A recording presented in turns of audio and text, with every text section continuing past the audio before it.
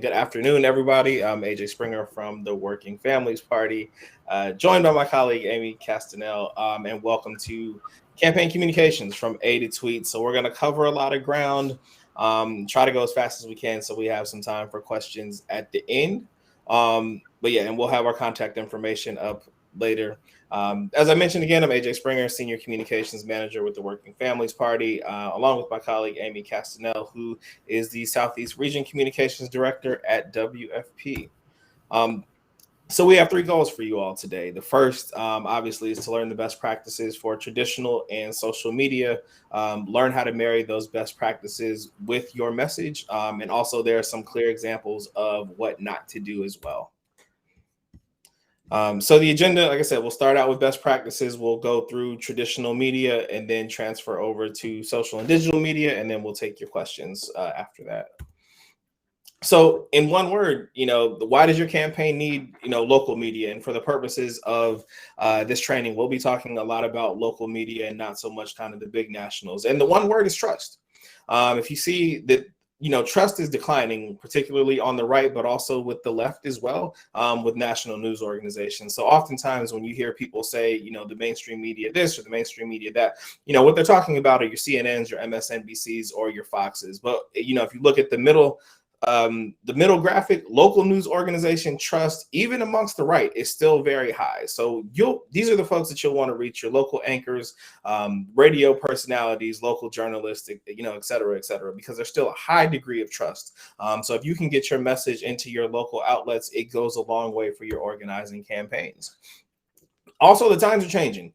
We saw record levels of voter participation in 2020 due to the pandemic.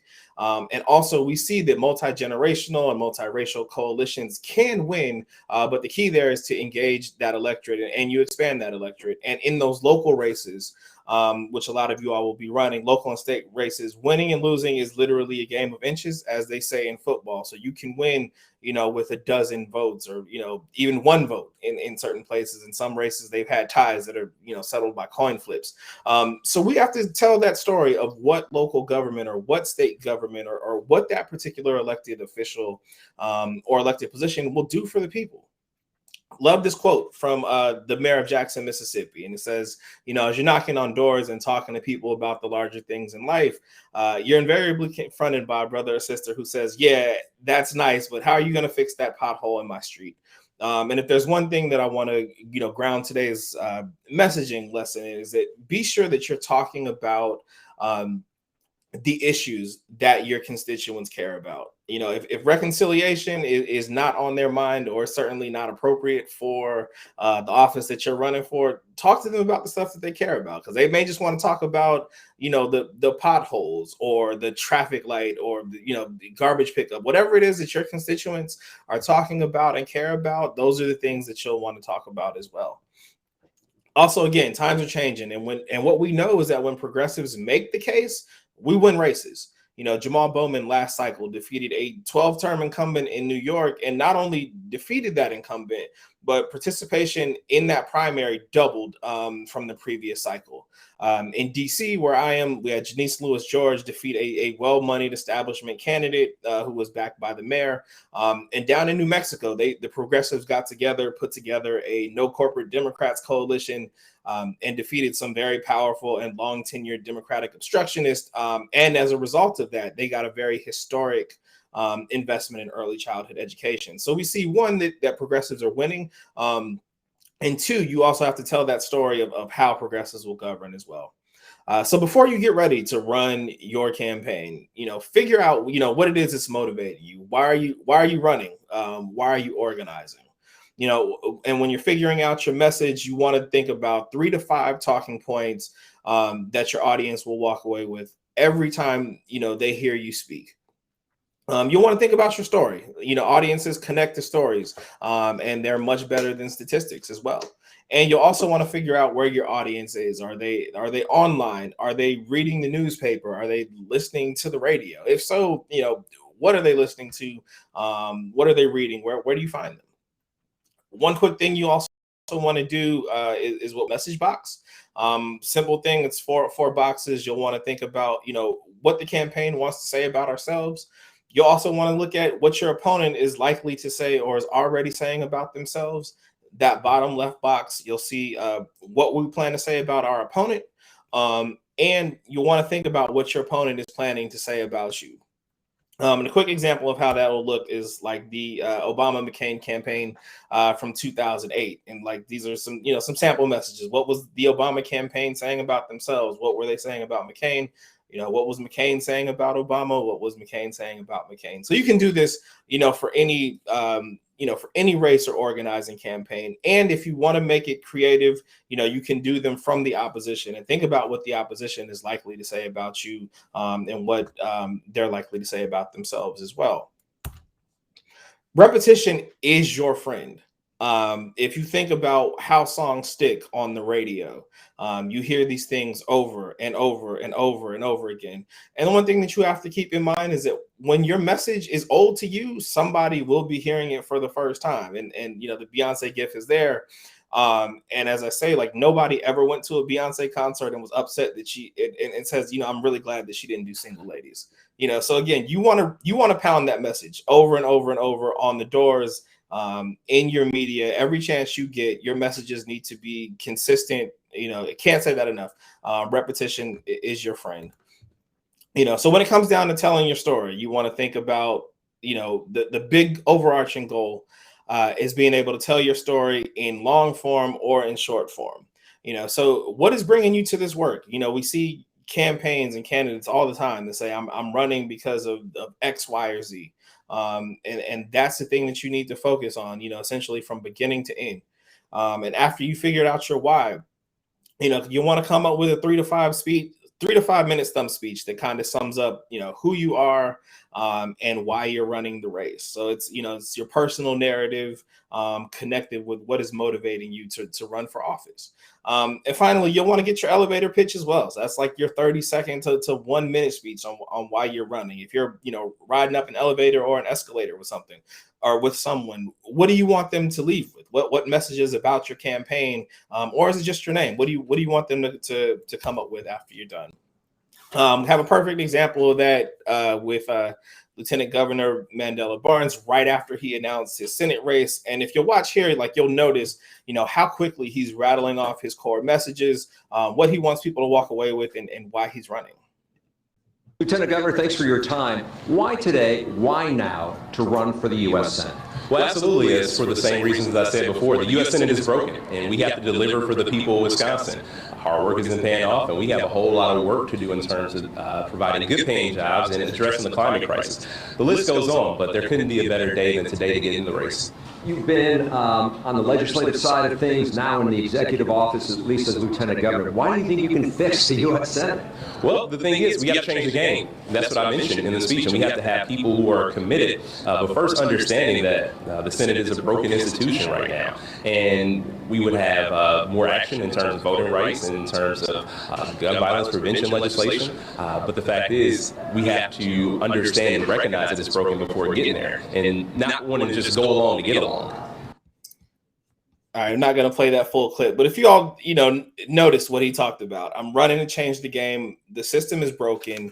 If you care about gun violence prevention and voting rights, you'll vote for me. So right there, in a 56-second clip, he gives you about 4 or 5 things that you can walk away with. Again, the elevator speech, which he elaborates on in his stump speech as well. But, really quick, 4 things you'll want to practice those answers, in the mirror with friends and things like that as well. You want to test your messaging as well. The one thing, and I know that it's easy to kind of get into our bubble as progressives and working with folks who, already believe in the same things that we believe in, but you want to test your messaging. You never want to assume that your audience is automatically in agreement with you. And one of the things that I like to do is I call people, reach out to my parents. I reach out to folks who I trust that are not intimately involved in this work, who haven't, heard all the talking points, who aren't up on the policies. And I run stuff by them. I ask them, does this make sense? Am I missing something? And that's particularly important if we're trying to, pioneer some new policies, some things that are unfamiliar to people. Practice explaining and testing your messaging on people that aren't so involved in politics. And if you have some family that doesn't necessarily see the world the way that you do, they are excellent sounding boards, particularly if you don't have the budget to commission a poll.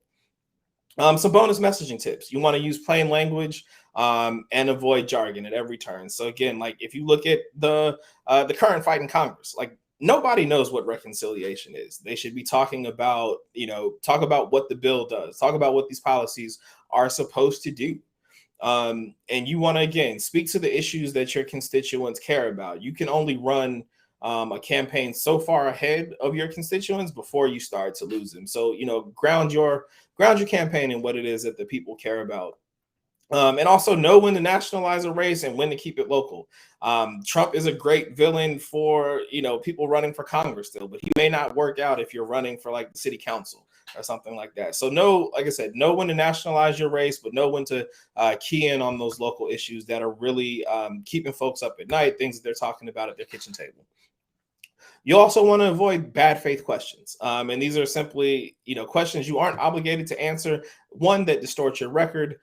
Two, that are based on bad evidence. Or three, that present false choices. So when you get, a lot of these questions about folks, being socialists, unless that is what you actually are, but things that are, my opponent wants to, fire all the teachers or something like that. You can dodge those questions. And when you get a question like that, you use a technique that we like to call blocking and bridging. So what that is pivoting away from a hostile or misleading question and bringing that conversation back to the message that you want to convey.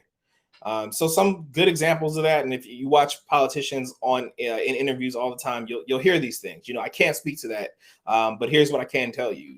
My opponent would love to distort my record, but here's the real issue. Or that's a very good question, but it misses the bigger picture, and what's most important here.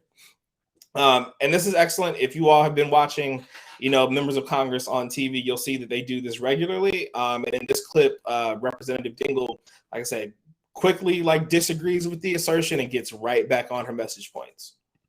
Very quickly before I let you go, Congresswoman, if the $1.2 trillion bipartisan infrastructure package comes up for a vote, by itself, without the reconciliation package approved yet, will you vote for it? That's not going to happen that way. It's just simply, potentially could happen. I don't believe it will. I think the president's made it very clear. We got to work on both of these together, and people are talking about options right now. Well, people keep pitting us against each other. We're not going to be pitted against each other. We're going to work together because failure is not an option. Okay. Failure is not an option. She quickly blocked that question. She did not dive into, if this comes up for a vote, I'm going to vote this down.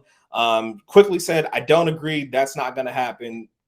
Right back on target. We have to do this. Failure is not an option. And I would encourage you all actually to steal that frame, particularly if running a high stakes race. You can use, failure is not an option. We have to get this done because of X, Y, Z. So definitely, feel free to borrow that as a message frame. The other thing that you all don't want to do is repeat a negative accusation.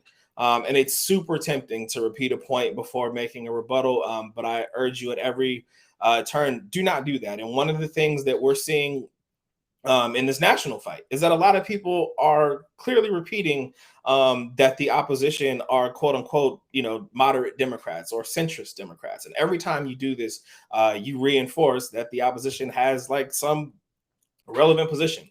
What you want to do here is go right into, again, stay right on your message, go right into your point. So instead of saying, for example, my opponents aren't moderates, or, you can say my opponents are obstructionists. And that's the same thing with yourself. If you get a title that doesn't jive with what you are, go right into what it is that you are. So the quick thing to remember there is never what you're not, always what you are. And making this mistake on the trail can have very damaging consequences. Exhibit A, back in 2010, Christine O'Donnell was running for GOP Senate seat. She was accused of witchcraft. Bizarre they found something, I think, in like her high school bio where she like briefly dabbled in witchcraft. She cut an ad in the following. She cut an ad in response, and it was. I'll let you all hear. I only need to let you all hear the first 10 or 15 seconds to let you all know what happened. I'm not a witch. I'm nothing you've heard. I'm you. None of us are perfect, but none of us can be happy with what we see all around us. This was a disaster on an epic level.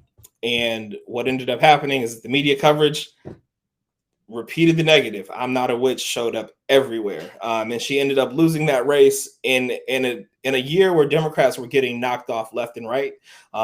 She blew a lead and essentially lost the race. Hasn't been heard from since then. So again, never repeat the negative. Always repeat what it is that you are, whether that's a concerned citizen or, whatever it is that you are. You always want to lead with that.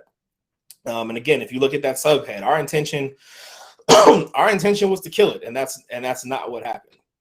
And oftentimes you'll see, politicians when they get bird dog, they end up saying nothing. And while that looks really bad on video, it prevents headlines like the following. So like the big question is like, how do we get media? And whenever like I talk to people, a lot of folks will say, the media never covers, insert your subject here or insert your race there. And my question is always like, well, have you asked them? And then they say no, and I don't have any hair to pull out, but if I did, I would do so.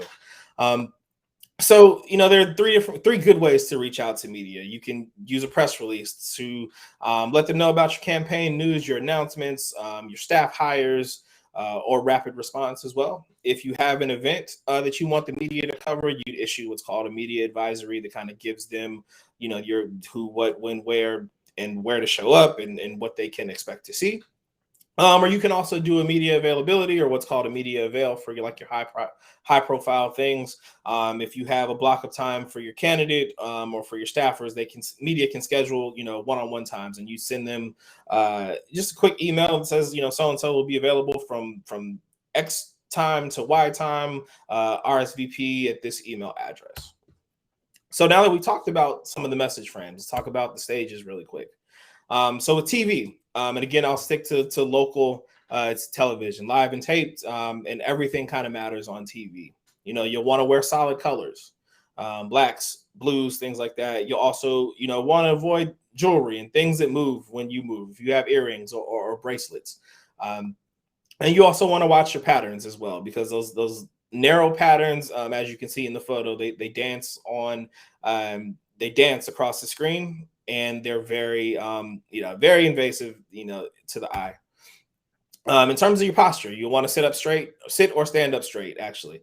And if you talk with your hands, like I do, and like I've done in this presentation, you'll want to watch those as well. So you'll want to keep your hands at your sides if you're standing, or you'll want to keep them on a desk if you're in a studio.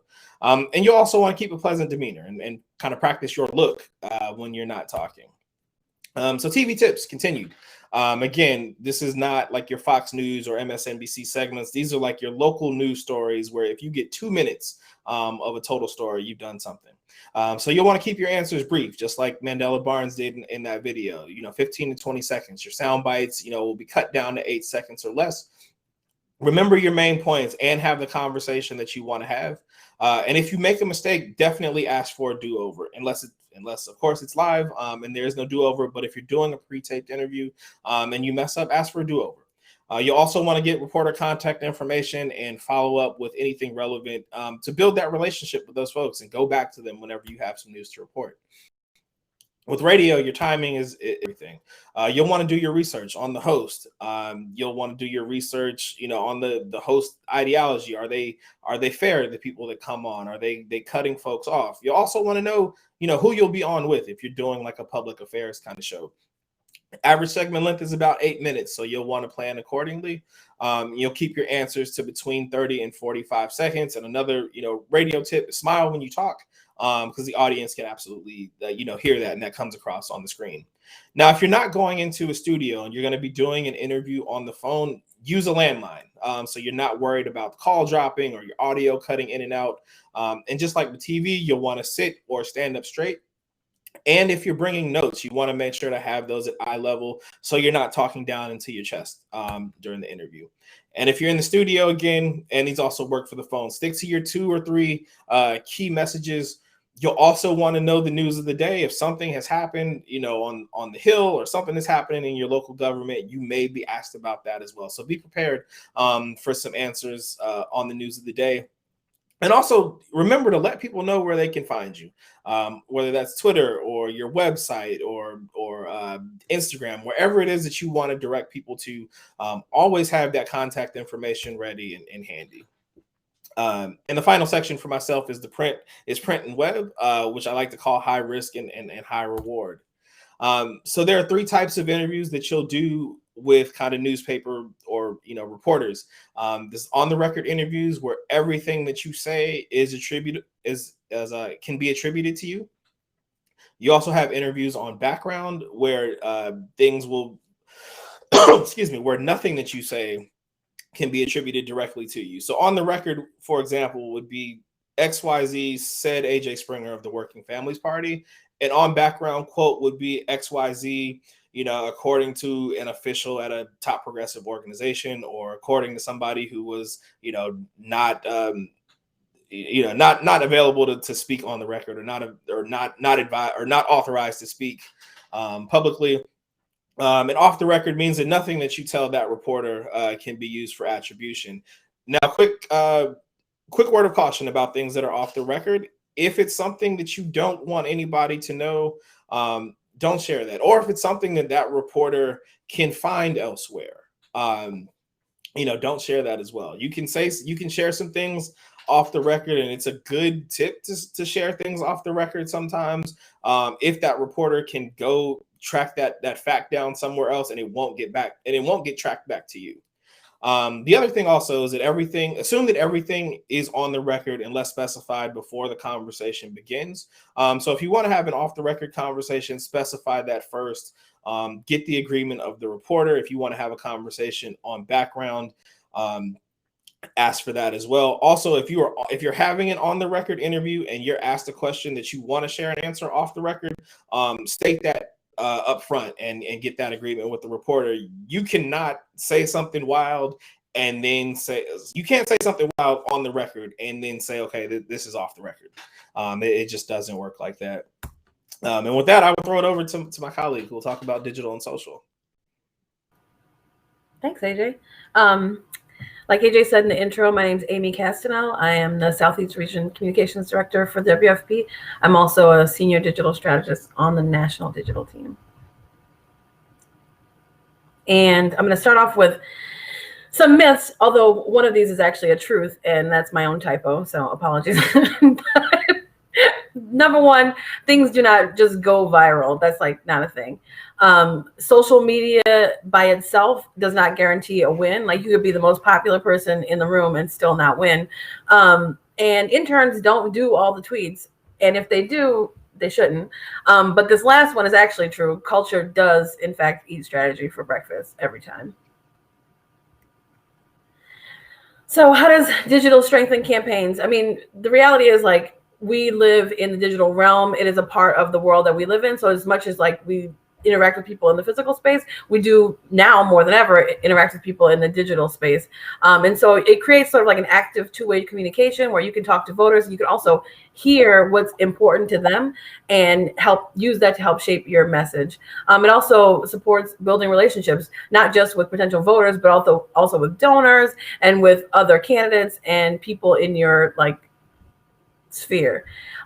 It helps you amplify your message. A lot of what I'm going to be talking about here is basically what's called layering. So all the messages that you worked on, like AJ was talking about before, figuring out who you are and how you want to communicate with people about who you are.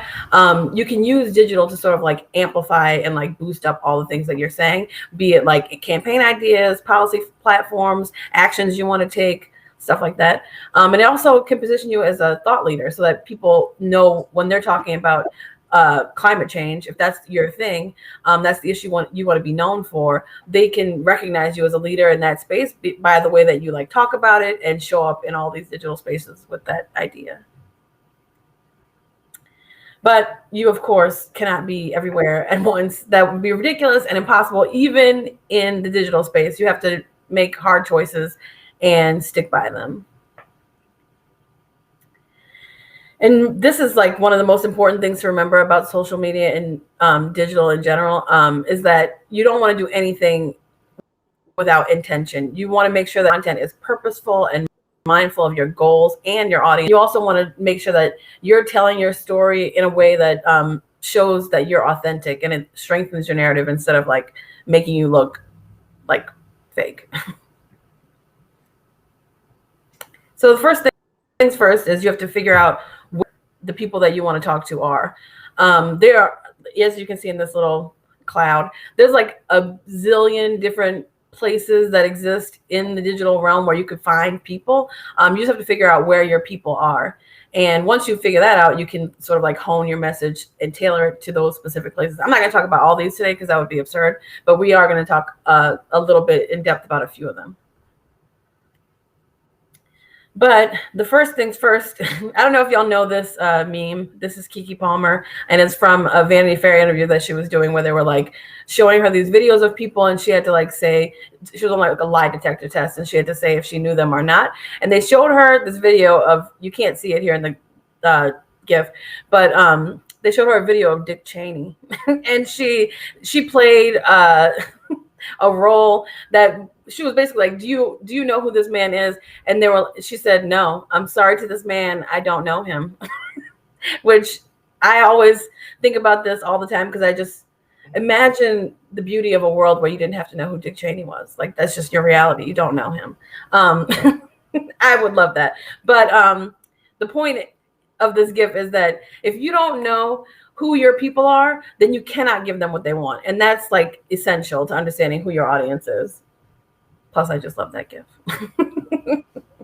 But yeah, I mean, you have to figure out who you're trying to connect with, and this is the part where you have to be extremely specific. Like, are you talking to millennials? If so, which ones? Are you talking to single moms? Are you talking to kids in college, grandparents? It doesn't matter who the community is that you're seeking, but you have to identify who they are and be like extremely specific. I often use the example of Black Mama's Bailout. When they were figuring out their campaign and trying to create messaging and graphics and all this stuff for the campaign, they got super specific. They were like, we are talking to Black women only. Like, that's who we're talking to. Everybody else can come to this campaign from that space, but like, this is who we're talking to. And so all of their messages were very clear about who the community was that they were trying to reach, who they were trying to form like a bond with. And then everything that they did was extremely authentic based on that, because they were speaking in a language that people understood. They were talking about things that it was clear that they knew about. And it became a very powerful campaign because of that authenticity. And you can do that with anybody. I mean, you just have to know who you're talking to.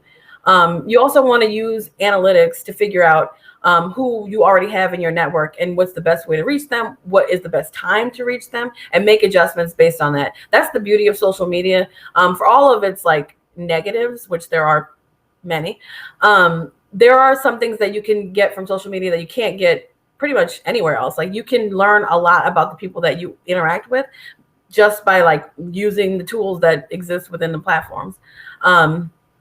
And you also want to like identify social media trends, like be an active listener. If you are serious about getting invested with your campaign on social media, you should be on these platforms all the time, seeing how other people use them and identifying like, oh, this looks like it worked. They got a lot of engagement. This looks like it didn't. And then you can adjust based on what you think people are using. Like the ice bucket challenge, for instance, that was like a thing on social media 100,000 years ago.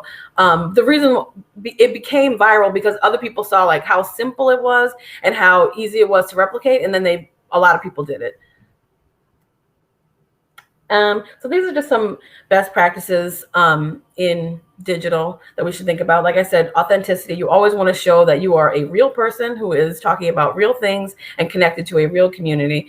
And that's how people can like identify you as a person. Because when you go to vote, you don't want to vote for somebody based on like, not necessarily, you want to not necessarily vote for people because you read like their resume and you were like, oh, this person's perfect. You want to vote for somebody that you know, like you're like, oh, I know AJ. He knocked on my door. I know AJ because he talked about these things that I am also talking about. So you want to show that you're a real person, not like a political robot. You also want to prioritize your engagement. Like if you know that all of your people that you're trying to reach are all on Facebook between the hours of 12 and 4, don't spend those hours doing other things. Use that time judiciously, and then you can do other things at other times. You also want to invite people to like take part in what you're doing. You want to invite them to events that you're going to be at, where you're going live. You want to invite people to comment on things that you are talking about. You want to use social media as a social space. So like you want to invite conversation with people. And like I said before, data is your friend. Always want to look back at the analytics, see why things work and don't work. And like AJ talked about before about testing your message, this is also something that you can use in social media. Like you can use social media to test certain messages and see if people are reacting in a great way to it, or if they're confused by it or whatever. And then you can adjust based on that. And this last one is key. You always want to create a distribution plan and network around like any kind of like big social media pushes that you're going to do, because you don't want to just like spend a lot of time creating content and then have it not do anything. You want to make sure that when you're putting something out, people are going to be primed to interact with it. You can set that stuff up. This is just an example of somebody being very authentic on social media. This is Stacey Abrams. When she was running for governor, and this is just like a tip for any Black person who's running for office, particularly a Black woman, when you run for anything, public office, you will be, they'll zero in on your like finance situation. Did you pay your taxes? Blah, blah, blah, all this stuff. Every time. It doesn't matter who you are, what you're running for. You can be running for like dog catcher or president of the United States. It doesn't matter. But Stacey, when she was running, she was constantly being like, yelled at by her opponent about how she is bad with money and she's in debt and all this stuff. And she was really authentic about it. She said, yeah, you know, look, instead of discussing the challenges Georgians face, my opponent is discussing my personal finances. Yes, I am in debt, along with more than 75% of Americans. So she used the opportunity to be like, yeah, guess what? I'm a real person. I had to pay to go to school. I wasn't born rich. And here I am trying to do something for people like me. And this dude sucks. The current governor of the state.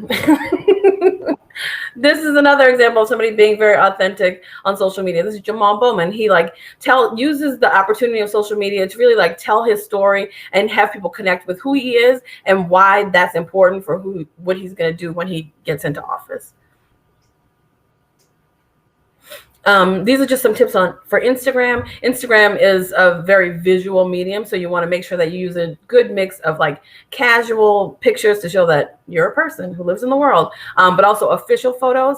And the official photos part, I think sometimes people forget, because a lot of times reporters and other people who want to do like fun, anybody who's like interested in your campaign, they're going to be looking for good pictures of you. And so you want to make sure you have them available on all of your social platforms so people can just grab them and use them, because you never want it to be like, you know, the worst pictures or just like candid shots of you looking very unprofessional. You want to have an option for people. You also want to use social or Instagram to engage with your audience about key campaign issues. You can use like the carousel to like do sort of like longer explaining kind of things about like your policy platforms and why you're doing things, but you really want to use it as an opportunity to engage people with the things that your campaign is truly about. So when they go to your page, they can see right away like, oh, it's a real person and this is what they're about. And like I said before, you want to invite people to take part. So like if you're going live, say, join me at this XYZ, I'm going to be at Johnson Street Road Church or whatever. Things like that. Here's another example of Representative Alexandria Ocasio-Cortez just like using something that was, they tried to make it as a ding against her, like, oh, you're just a waitress, you don't know anything. And she used that like kind of like mud throwing to really double down on her values and show like what an authentic person she is. And she's like, you know, and connected to an actual campaign. So she's like, you know, it's time to raise the wage to $15 an hour nationally. And I know because I used to work in a non-$15 an hour scenario and it sucks. And lots of people still do that. And then this is why I'm for this thing. And she has a picture here of her with real people. It's great. So now we're going to talk a little about Twitter. Twitter's most effective use is really as like a real-time news source. A lot of like journalists and academics and comedians are on Twitter, and they use Twitter a lot. And so this can be a space for you to sort of like develop your message and prove yourself as like a thought leader. So these are some do's. You want to prioritize productive, positive interactions and use inclusive language and messaging. This is a tweet from Kirsten Gillibrand where she says, women and trans people could die because of this. Far-right extremists are doing everything they can to create an America without safe legal abortion. This is an attack on our human rights, and we either fight like hell or we lose them.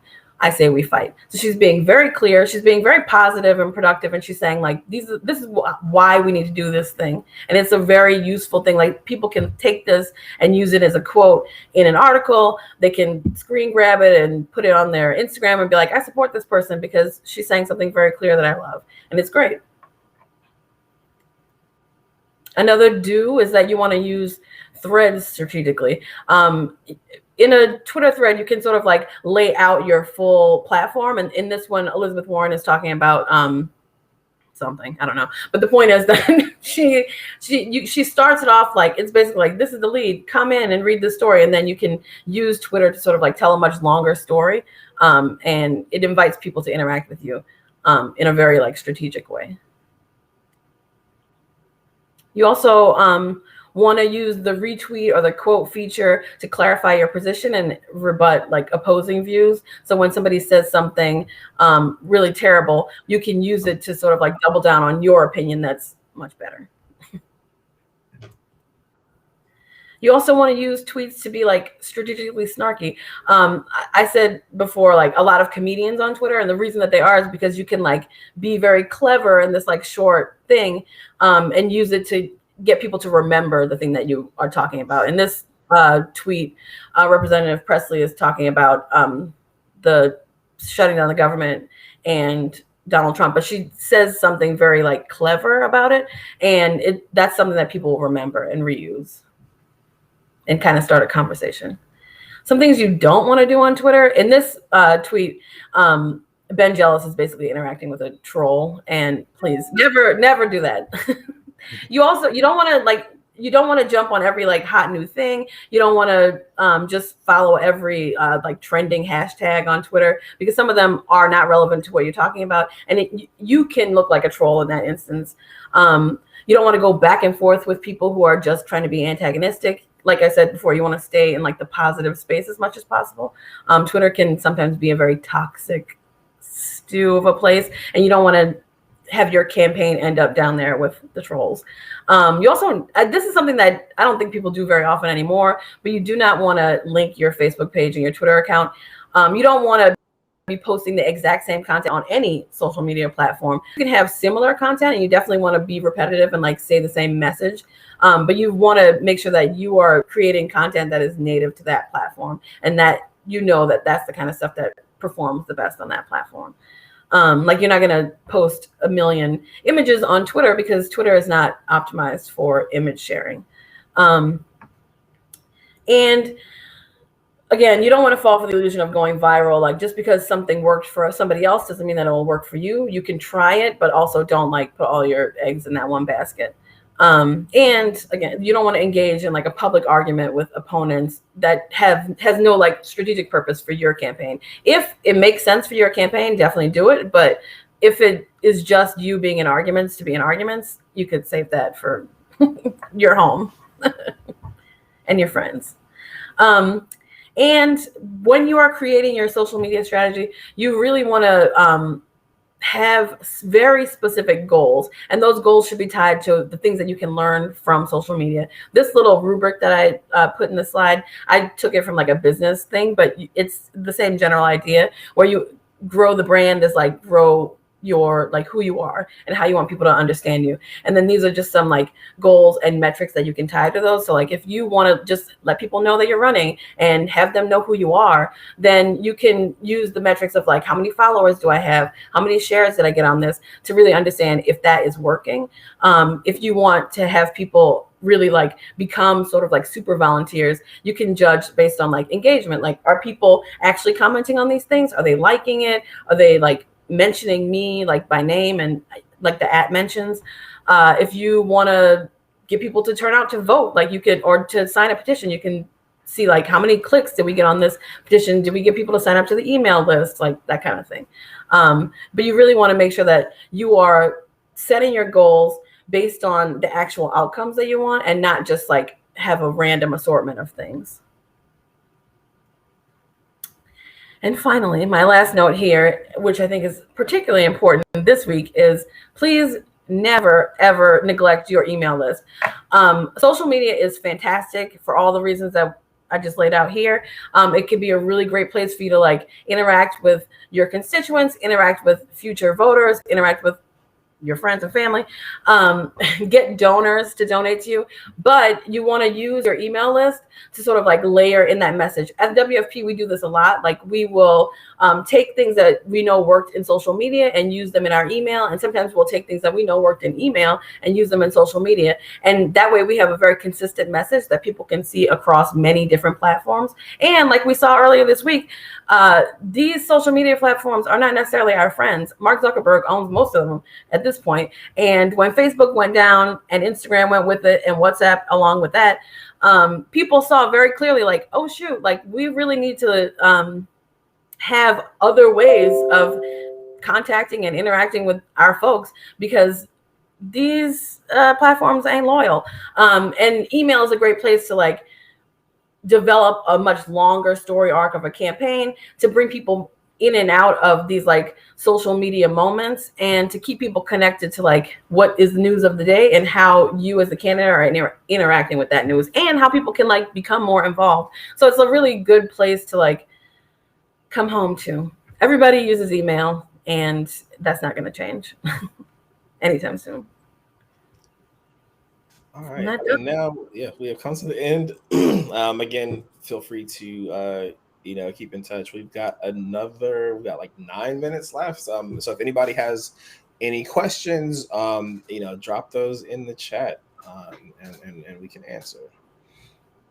Yeah, and also for the speed again, if you all have questions or want some clarification, absolutely, feel free to drop us an email.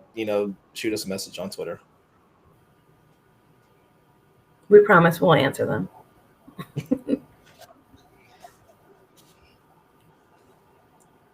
I absolutely do, because I hate looking at the numbers of like unread messages and DMs. I don't mind unread messages, but I will check them. But yeah. All right. If there are no questions, we can give you all like 8 minutes back on the calendar before. Oh wait, we do have a question. Oh, we have. Wait, sorry. Oh, are there any additional messaging trainings y'all would recommend? Trying to think of who. Amy, do you have anything? I mean, Reframe does a lot of great communications trainings. I would also say Repower does trainings on messaging, and they're free. So that's also great for the most part. I think they do have some that they charge for, but for the most part, they're free. And they are excellent. I know AJ and I also both do trainings. And so we do sometimes more specific targeted trainings on each of the pieces that we just like did an overview of today. So you could also reach out to us for trainings. Yeah. There's a lot of on Twitter, and she does briefings like on the regular. Anat Shankar Osario, who is, let me drop her in the box. She like her account is more or less like all kind of messaging and storytelling, and she does regular briefings. I'm not exactly sure how to get on there, but and she's also written a book as well. Yeah, she's brilliant. Yeah, let me see. She's probably doing a training at Netroots. Probably. How do I drop this in the? Wait a minute. Let's see if I don't know if we can. I don't feel like I have access to the chat. All right, so pull out a pen or a handy thing. Her Twitter handle is at Anatosaurus.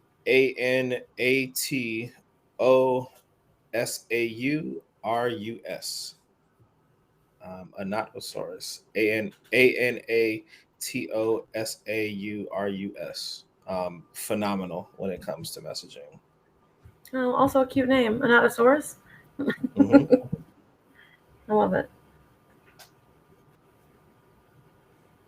Yeah, she's brilliant, and she does a lot more of sort of like meta messaging trainings. I think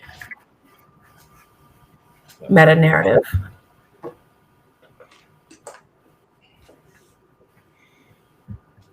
Any final questions before we wrap?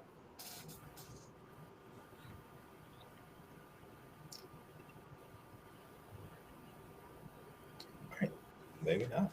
All right. And thank you all for. Wait, did I miss a question? Oh no, sorry. No, thank you all. Thank you all for attending. Again, feel free to hit us on the email or on social. And enjoy the rest of Netroots. And hopefully we'll see you all next year and we can all do this in person. Oh, Juliana, thank you for putting Anand's Twitter in the chat as well. Oh, thank you. Much appreciated. Yeah.